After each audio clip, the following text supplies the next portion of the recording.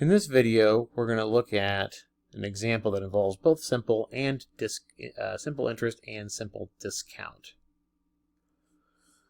Elmo's going to borrow some money to help out Dorothy. He's going to borrow $50,000 to help renovate Dorothy's fishbowl. Let's suppose that the bank charges an annual simple discount rate of 3%, and this loan is going to be paid back with one payment that's going to be made at the end of 8 years.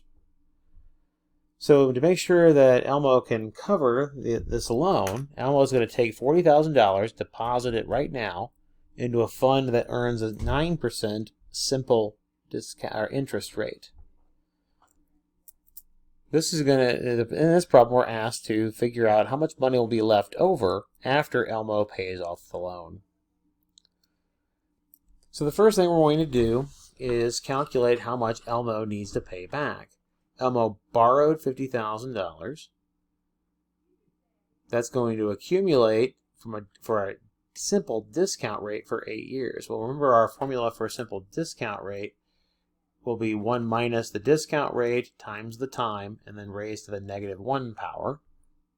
Because remember again, discount is always calculated off future value. So if we want to accumulate from present to future, we have to divide by that factor.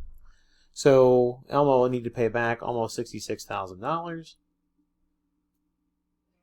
Now, how much will Elmo have at the end of 8 years for the account that he deposited $40,000 into? Well, our accumulation factor for simple interest is 1 plus the interest rate times the time. So in this case, we'll have 1 plus 0.09 times 8. Multiply that by the 40,000, so we'll get 68,800.